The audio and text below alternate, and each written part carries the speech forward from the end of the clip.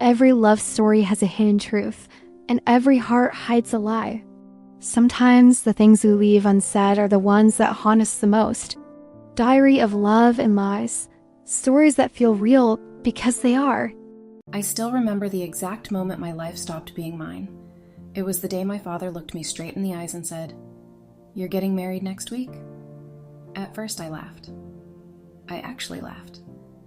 Because it sounded insane, like something out of a bad movie. But he didn't laugh back. And that's when I realized this wasn't a suggestion. It was a decision. One I had no say in. My name is Emily Carter. I was 24, living in a small apartment in Chicago, working at a quiet little bookstore where nothing dramatic ever happened. My life was simple, peaceful, and I was in love. His name was Jason Miller. Jason wasn't rich. He didn't wear expensive suits or drive fancy cars. He played guitar on street corners and in small bars, chasing a dream most people said was unrealistic. But to me, he was everything. "Someday," he told me once, pulling me close under the dim lights of his apartment, "I'm going to sing on a stage so big you won't even be able to see the end of the crowd." I laughed, resting my head on his chest. "As long as I'm in the front row." "You'll always be in the front row," he whispered. And I believed him. God, I believed him. But my father didn't believe in dreams. He believed in control. "Love doesn't pay bills," he said coldly the night he announced my marriage. "Security does." "I already have a life," I argued, my voice trembling. "I have someone I love." "That boy?" he scoffed. "He has nothing to offer you." "He has me," I shot back. My father's expression hardened. "Exactly, and that's the problem. The man he chose for me was everything Jason wasn't. Dr. Alexander Hayes. Successful, wealthy, respected, untouchable. He comes from power," my father said. "And now, so will you." "I don't want power," I whispered. "I want to be happy." My father leaned closer, his voice dropping into something dangerous. "Happiness is a luxury, and you don't get to choose it." That night, I called Jason. "I can't do this," I cried into the phone. "We'll run away. We'll figure something out." There was silence on the other end. Then, "Emily." His voice sounded different. Tired. Distant. "Maybe your father's right." My heart stopped. "What?" "I can't give you the life you deserve," he said. "I've been trying, but I'm failing." "No, you're not. I am," he interrupted, "and I won't be the reason you struggle." "Jason, don't do this," I begged. "Don't let them win." Another pause. Then he said the words that shattered me. "Maybe this is for the best." The call ended. And just like that, the man I loved let me go. I met Alexander 3 days before the wedding. He didn't smile when I walked in, didn't stand, didn't greet me. He just looked at me, calm, calculating, distant. "So," he said, closing the file in front of him, "you're Emily." "And you're the man I'm being forced to marry," I replied. A faint smirk touched his lips. "At least we're honest." "Why did you agree to this?" I asked. "Because it made sense." That's not an answer. It is to me. I hated him instantly. Not because he was cruel, but because he wasn't. He was controlled. And somehow, that made it worse. The wedding came too fast. White dress, fake smiles, empty congratulations. I felt like I was watching someone else's life, not living mine. As I stood at the altar, I searched the crowd, hoping, praying Jason would show up, that he'd stop this, that he'd fight for me. But he didn't. And when Alexander slid the ring onto my finger, something inside me went quiet. Married life wasn't what I expected. It was colder, more distant, but strangely, not unbearable. Alexander gave me space. He didn't force conversation, didn't demand affection. It was like we were two people sharing a house, not a life. until the small things started. "You forgot your scarf," he said one morning, placing it beside me. "I didn't even tell you I was cold. You shivered last night. You should eat," he said once, setting down a plate of food. "I'm not hungry. You haven't eaten all day. You don't have to wait up for me," he told me one night. I wasn't, I lied.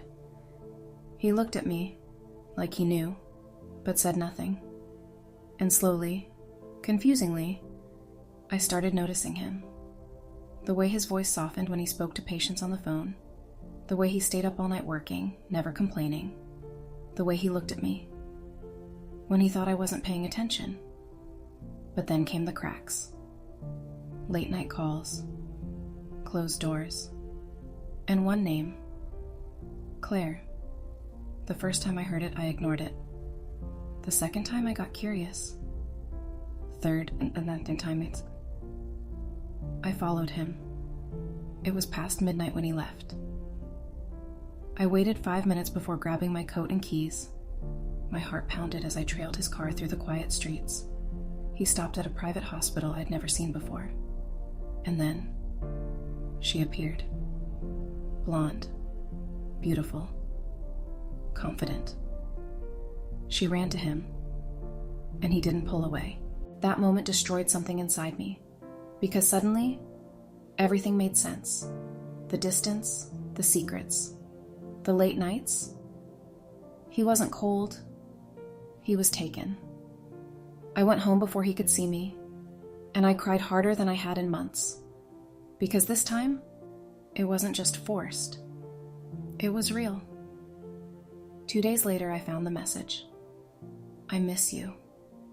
When will this be over? Claire." That was it.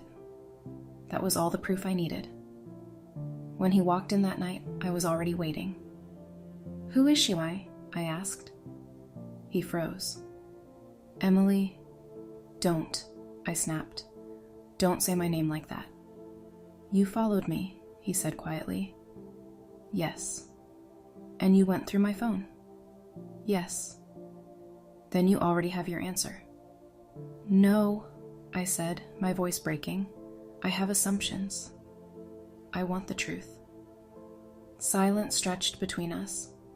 Then I laughed bitterly. "God, I'm such an idiot," I said. "I thought maybe you were different." "I am different," he said. "Really?" I shot back. "Because from where I'm standing, you're just like everyone else." "I trusted you," I whispered, "and I don't even know why." "You never trusted me," he replied calmly. That hit harder than anything. "I left someone I loved for this," I said, tears falling. "And now I'm stuck in a marriage where I don't even matter." His expression changed slightly. "You matter," he said. "Not enough," I whispered. "You want the truth?" he finally said. "Yes." "I didn't marry you for business," he said. "Then why?" "Because your father is dangerous." The words felt unreal. "He's involved in illegal operations," Alexander continued. "Money laundering, blackmail. There's an investigation." I shook my head. "No, you're lying." "I wish I was." "And Claire?" I asked. "She's my partner. We're building a case." Everything inside me collapsed. All the anger, the betrayal, it twisted into something else, something heavier. "And me?" I whispered. "You were never part of the deal," he said softly. "You were the reason." I looked at him, my heart racing. "What does that mean?" "It means," he said, stepping closer, "I didn't expect to care about you." "Then why do you?" I asked. He hesitated, then finally said it. "Because I fell in love with you." The room went still. "You don't just fall in love," I said weakly. "I did." "With someone who still loves another man?" I asked. His jaw tightened. "Yes." That broke me, because for the first time, I didn't know who I was anymore. Days passed. Then everything came crashing down. My father was arrested. The truth exposed. the lies destroyed. And through it all, Alexander stayed. He didn't leave, didn't disappear, didn't let me face it alone. One night, I found myself standing in his study. "You could have walked away," I said. "Yes." "But you didn't." "No." "Why?" He looked at me, his expression softer than I'd ever seen.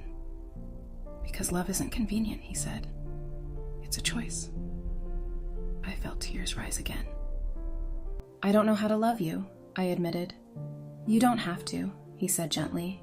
"Not yet." "Then what do I do?" He stepped closer. "Stay."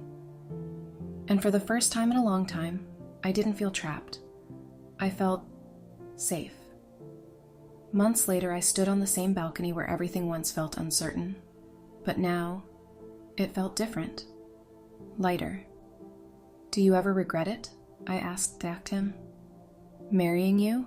he said. I nodded. He smiled faintly. "Not for a second." I looked at him and realized something that scared me more than anything else. I wasn't thinking about Jason anymore. "I think," I said slowly, "I'm ready to try." His eyes softened.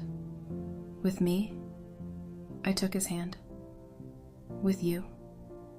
Because sometimes, the person you never chose becomes the one you can't live without. I was forced into a marriage I never wanted, but in the end, I chose the man I never expected. And somehow that choice saved me. Can love grow from something forced? Or was it always there, waiting for the truth to reveal it?